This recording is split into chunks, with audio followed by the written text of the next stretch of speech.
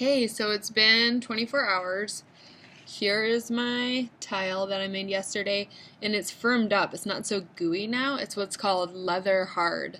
So imagine the leather on like a saddle or something. That's it's not totally dry. If it was totally dry, it'd be white, but it's just a little more firm. Um, Something I can do at this stage better is just brush it off, kind of like an archaeologist. I'm trying to get those clay boogers off still. So take your time, kind of be a perfectionist, because you are being graded some on your craftsmanship. Basically, are you doing a good job taking the time and being patient to make things nice as you're capable of? So like I stated earlier, you have the choice of making this either a trivet, which is something to set a hot pan on, a surface that you don't want to burn, or it could be a wall hanging. So I'm going to make mine a trivet, so I'll show you guys how to do that. And I'll also show you how to bore holes in it to put hemp or leather or something through so that you could hang it on the wall. First I'll show you that technique. So imagine this was this, right, the top of that.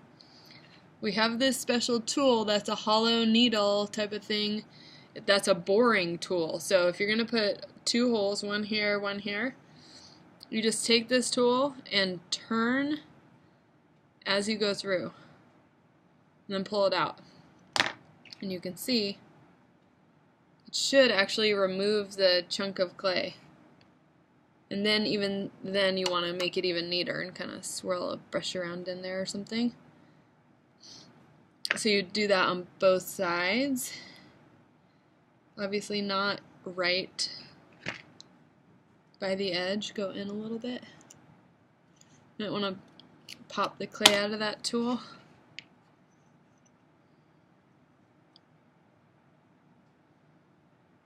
Okay, so that's how you can bore holes, and remember to clean it up after.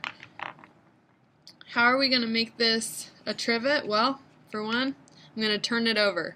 You also need to do this if you're making it a wall hanging, because for one, just for the craftsmanship thing, you need to make the bottom nice and smooth and even, but you also need to write your name on it because you guys are doing the same design, some of you, and we need to know whose is whose. Okay, I'm getting it all smooth. Basically, because this is a square and I want it slightly raised, I'm going to make 4 little legs. And I don't really want it super raised, just a bit. As you can see, I'm rolling a ball, can squish it. There's one. Sometimes it's a challenge to make them the same size. Just try to pinch about the same amount of clay off, and that should make them the same size. You definitely want them the same height, otherwise it's going to be wobbly.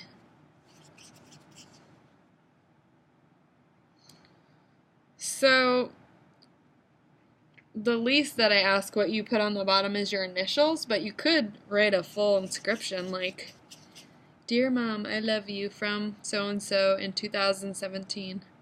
It's cool to put the date on things because then you can remember when you made it. And like, my mom still has stuff that I made in high school when I go visit her. It's cool. And my siblings. So you can see I'm scoring where these little legs are going to go. I'm going to score them.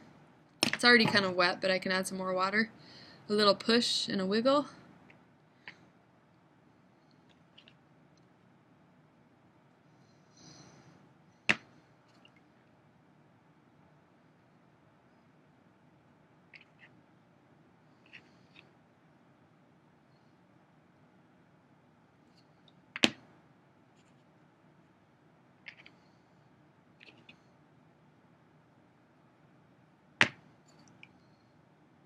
Okay, so my little legs are on. I'm going to check and see what's the top.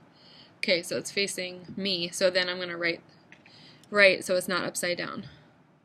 So maybe I'll give this to someone, I'm not sure, but I'm just going to write a heart, meaning love.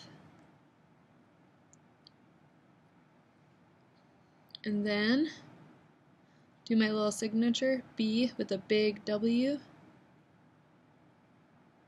And then maybe I'll write 17.